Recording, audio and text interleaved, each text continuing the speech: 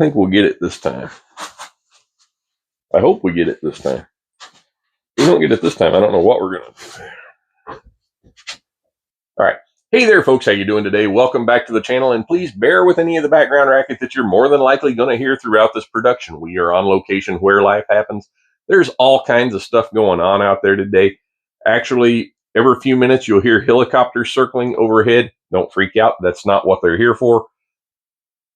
There was actually a forest fire up the road about 2 or 3 miles away from here earlier this week. Now, while the fire is still going on, it is mostly contained now, but it burned up a couple of 1,000 acres and was really getting out of hand with some of the high winds that we had earlier this week.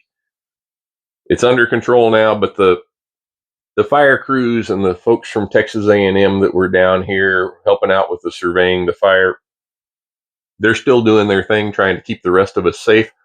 I salute them for it. Thank you, folks, for doing what you do.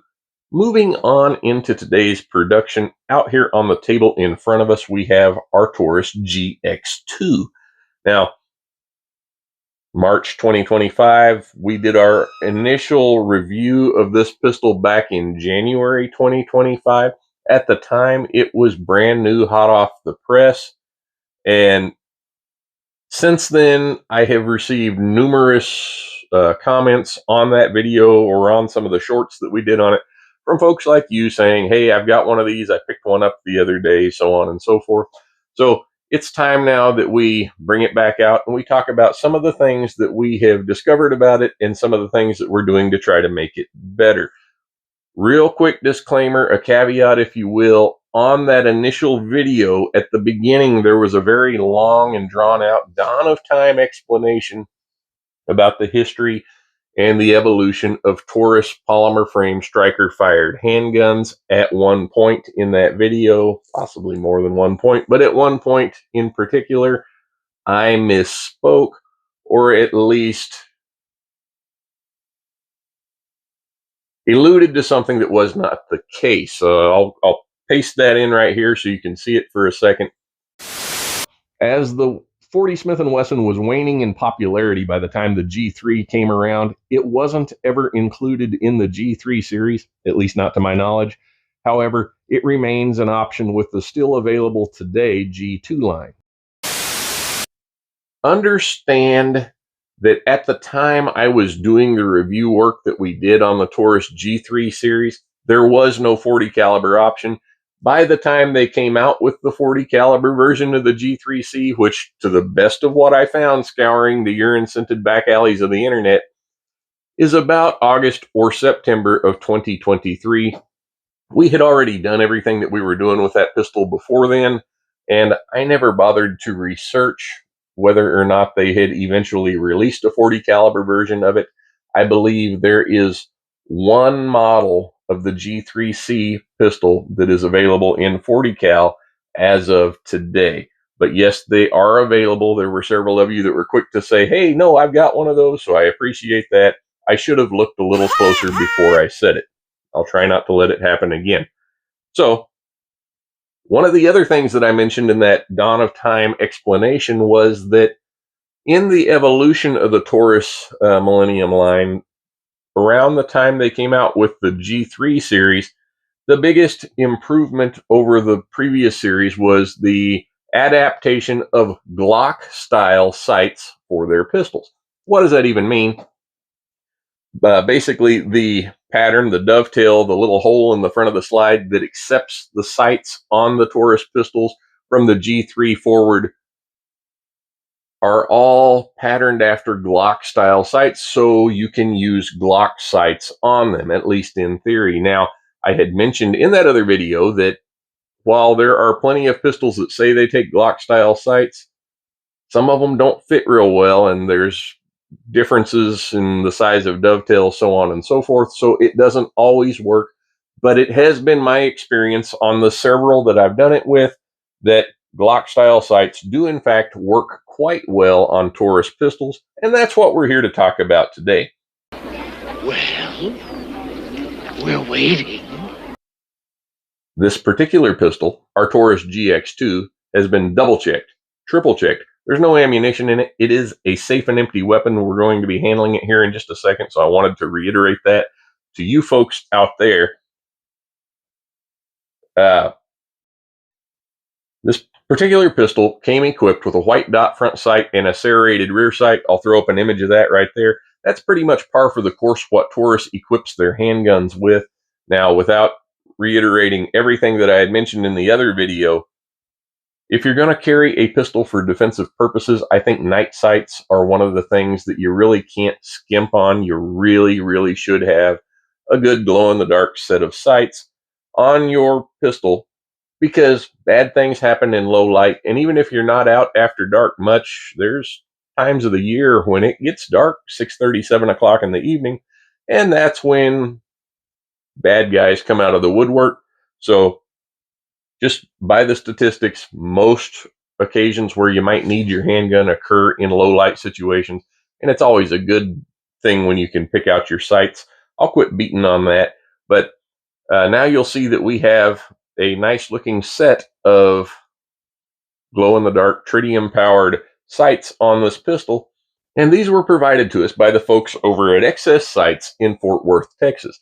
Now, when I had initially asked them for this set of sights, I had planned on and intended on installing them on our Bear Creek Arsenal 102 Grizzly, which we had done a review on that right before we did this one, and I wanted to replace the photoluminescent glow-in-the-dark sights on that one, the kind that you have to charge with a flashlight, with a nice set of tritium-powered sights. I talked to the folks over at XS. They agreed to send them out. By the time I got around to making this project, that Bear Creek video has just kind of coasted along without a whole lot of interest from the internet world, whereas the Taurus GX2 really took off and caught fire. Poor choice of words. We'll scratch that part. But anyway, if you remember from the initial review on this pistol, there was one major gripe that I had with it, and that was that while it was very accurate, the point of aim and point of impact had a significant difference at relatively close range. Now, at the time, I think most of the shooting I did with it was between 7 and 10 yards, and your point of impact was about 2 or 3 inches above the point of aim at that distance.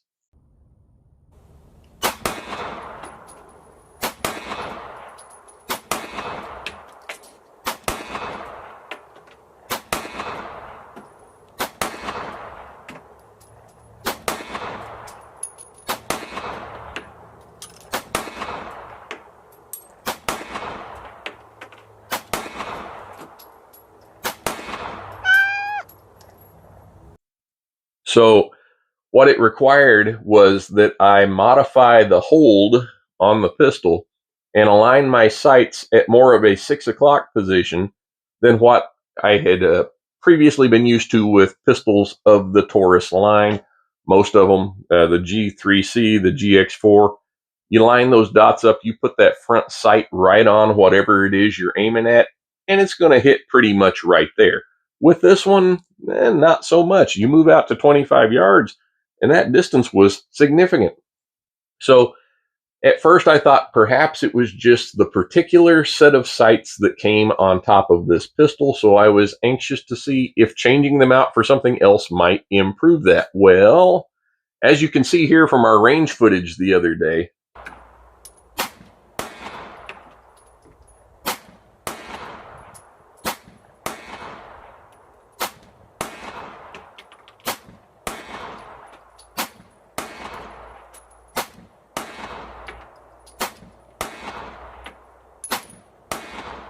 the answer was not really. This particular specimen of the GX2 has a tendency to hit high. Now, is that unheard of? No, it's not. Is there anything you can do about it? Yes, there is. We're going to cover that more later on, but just know that the fact that I was hitting above my point of aim in the range footage that I shot after switching out to these XS R3D 2.0 sights has nothing to do with the sights. The pistol had that issue before we got started. I'll go ahead and throw on some up-close pictures of this so you can see how the sight pattern is set up. You'll see here that they have a really nice big front dot and black outlines on the rear dots. That really helps to train your eye on that front sight when you're punching out at a target. I've carried several weapons in the past that have similar sight setups to this, and I believe that for most circumstances, this is ideal for me. Your mileage may vary, but that's okay. XS not only has the R3D 2.0, they have several other styles of sights that work really well for a lot of different folks. My second favorite that they make is actually quite different from this, and they are called the DXT2, which is a big dot front sight over a post in the back with a shallow notch that really allows you to keep a good view of the peripherals around whatever it is you're aiming in at. I was excited to take this back out to the range and shoot with it. Once I got settled in, I was able to do some pretty decent shooting with it.